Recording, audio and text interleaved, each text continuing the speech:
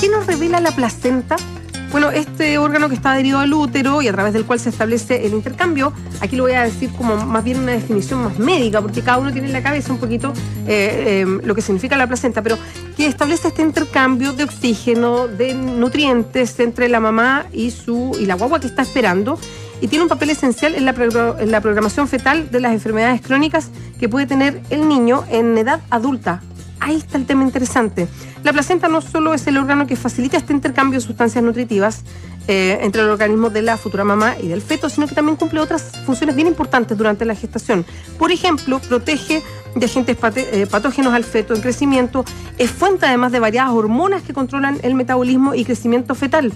Entonces se va revisando su funcionamiento muy de cerca en el embarazo, pero también puede definir muchas cosas de lo que va a pasar con ese niño cuando sea adulto. Eso es lo que queremos conversar hoy día, y es por eso que nos acompaña en el estudio Bernardo Krause. Él es bioquímico, doctor en ciencias fisiológicas de la División de Obstetricia y Ginecología de la Universidad Católica, que es donde se ha hecho este estudio respecto a la placenta. Bernardo, muchas gracias por acompañarnos. Muy buenos días. Gracias a Bueno, usted. quise como introducir el tema de lo que vamos a hablar, y me parece interesante porque, a ver, la placenta, y todas las que hemos sido mamás, me imagino que mucha más gente también, pero uno como mamá lo tiene muy presente porque se lo dice su médico obstetra cuando te está llevando adelante el embarazo, la importancia de la placenta, porque claro, es la comunicación que se tiene directamente con el feto, de un organismo a otro organismo en el fondo. Pero acá ustedes hacen una serie de lecturas respecto a lo que la placenta además puede mostrar respecto a ese niño que contuvo durante estos 9 meses. Ciertamente. Ahora, esto es algo que yo diría que en los últimos 15, 20 años se ha comenzado a aprender. O a estudiar. A estudiar. O sea, es nuevo. Sí, es relativamente nuevo mirar a la placenta como una bola de cristal. Eso es así yendo la palabra más sencilla.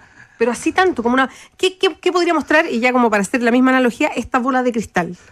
Bueno, una de las cosas que, sí, pero muy generales, es que la placenta, en condiciones del embarazo en las cuales ha sido como dificultoso para el feto crecer, independiente de los factores, puede ser alcoholismo en la madre, desnutrición o cualquier otra, presenta signos de envejecimiento acelerado si uno lo compara con placenta de un embarazo que uno diría normal. Entonces, desde ese punto, desde el punto de vista visual, macroscópico, uno puede decir que la placenta ya indica algo. Pero además uno puede ir más allá y empezar a sumergirse en los marcadores moleculares, o sea, cosas que expresa la placenta que me dicen que hay algo anómalo en ese crecimiento, y además que me predicen tal vez algo que va a ocurrir a futuro. ¿Cómo qué cosas? Si se pueden dar, y no sé si es tan concreto como eso, pero dar un ejemplo. A ver, hay un estudio bien interesante que se hizo en Southampton, en el Reino Unido, y que muestra, por ejemplo, que los niveles de ciertos marcadores en el cordón umbilical se relacionan con la obesidad del niño cuando tiene 8 a 10 años. Entonces, es bien interesante porque nada más que medir una cosa en el momento de nacer, me puede decir cuál es el riesgo. Y le ponemos harto acento nosotros cuando contamos esto, en que es riesgo. No es que esté escrito, pero sí es un antecedente para tomar en cuenta de cómo tal vez mi niño crezca a lo largo de su vida. Claro, y uno como padre estar un poco más vigilantes a lo mejor a todo eso. Sí, exactamente. De hecho, en realidad hasta el enfoque que uno quiere dar a esto es más ir por el lado preventivo. Claro. Y es algo que en la medicina actualmente poco se hace. Nosotros en medicina actualmente trabajamos principalmente con lo paliativo. Alguien se enferma y le damos una respuesta a esa enfermedad. La gente tiene obesidad y le damos respuesta a su obesidad. Y en una de esas sería mejor si somos capaces de predecir quiénes somos los que tenemos mayor riesgo y quiénes somos los que tenemos menor riesgo de padecer cierta enfermedad. Entonces, el enfoque está en estudiar la placenta desde ese punto de vista. Estamos conversando con Bernardo Krause, él es bioquímico, es doctor en ciencias fisiológicas y es de la División de Obstetricia y Ginecología de la Universidad Católica, hablando sobre este estudio que están desarrollando respecto a hacer esta lectura de la placenta. Él la definía como una bola de cristal, a lo mejor, para ir entendiendo qué puede pasar con ese niño, esa guagua que estuvo, ese feto que estuvo en la placenta hacia el futuro.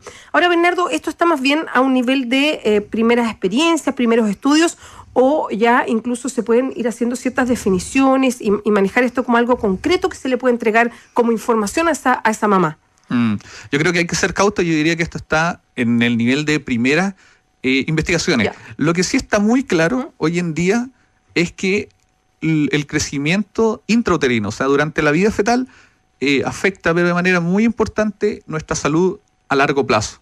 O sea, de repente nosotros vemos que tenemos enfermedades muy presentes en la sociedad, como es la diabetes o las enfermedades cardiovasculares, y en realidad no tienen un antecedente genético, pero sí uno puede ir y asociar lo que ocurrió durante el crecimiento fetal con esta presencia de la enfermedad. Eso sí está claro hoy en día.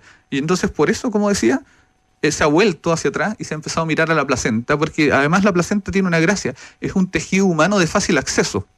Y entonces, por eso, ha pasado a ser como centro el estudio. Y además, como le decía al inicio, ha presentado estas grandes asociaciones fáciles de realizar entre lo que uno mira en el individuo cuando es más viejo y lo que la placenta entregaba. ¿Y ahí qué tipo de relaciones hay, por ejemplo, en el caso de incidencia de diabetes, que hoy día viene a ser como una enfermedad mundial y en Chile también está creciendo a pasos agigantados, y otras como las enfermedades, no sé, coronarias o algo así? ¿Qué puede decirnos un tipo de embarazo o un tipo de crecimiento fetal respecto al futuro de esa guagua? Por ejemplo, tomando lo último de enfermedades vasculares, nosotros en el laboratorio hemos estado interesados en determinar si es que los niños que presentan restricción de crecimiento intrauterino, o sea, estos niños que crecen menos de lo esperado, cuáles serían los marcadores de disfunción vascular a largo plazo. Y para esto lo que hemos hecho es analizar células de los vasos umbilicales y buscamos marcadores que se llaman marcadores epigenéticos en ellas. Y lo que hemos encontrado es que existe una diferencia en estos marcadores entre las células extraídas de un cordón umbilical de crecimiento normal comparados con un niño que creció menos de lo que se esperaba. Perdón, cuando hablas de menos, Bernardo, ¿quiere decir menos en un sentido más médico y de preocupación, o menos como una cosa que es un dato dentro de este embarazo? En realidad es una definición clínica. La restricción de crecimiento intrauterino se define como aquellos niños que están en la curva de crecimiento poblacional bajo el percentil 10, es una cosa, y además presentan alteraciones vasculares que se determinan por el Doppler principalmente. ¿Se acuerdan? Cuando uno va a una consulta obstétrica, ¿cierto? A uno le hacen Doppler de las arterias uterinas a la madre en el inicio. Que es como un contraste ahí que aparece de la... Exactamente, salen unos colores azules y rojos. Me acuerdo de ese examen. Las que están pasando por eso se van a acordar mucho. Claro. Uno mirándolo más de lejos, pero sí. Y además se mide el niño, lo miden, ¿cierto? Sí, siempre. Y lo van midiendo y los obstetras lo van poniendo en una curva. Exacto. Y entonces hay curvas poblacionales que me dicen dónde están los niños que crecen en la curva del promedio, cuáles son los niños que crecen mucho más y los que crecen poco. Estos niños ha sido nuestra población de interés inicialmente, a pesar de que nos hemos movido también a los que crecen mucho, que también tienen riesgo. Ahora, volviendo a la explicación original, nosotros aislando las células vasculares del cordón umbilical, hemos encontrado que son distintos los marcadores en un par de genes que hemos observado entre las guaguas con restricción de crecimiento y las guaguas controles. Y además entonces otros estudios han mostrado que estos niños tienen riesgo cardiovascular ya a la edad de 12 años, de hecho a los 18 años tienen una prehipertensión declarada en muchos casos. Entonces nosotros hemos sentado por primera vez una relación directa, encontrar un marcador específico en los cordones umbilicales de estos niños.